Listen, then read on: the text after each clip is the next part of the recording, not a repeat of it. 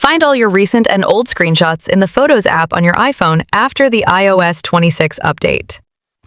Open the Photos app on your iPhone, tap on the Library section, and select the Filter option in the top right corner.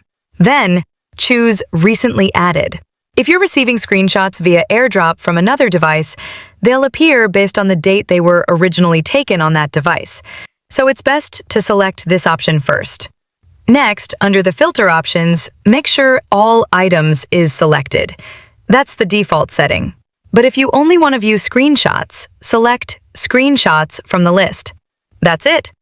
Now you can see only your screenshots displayed.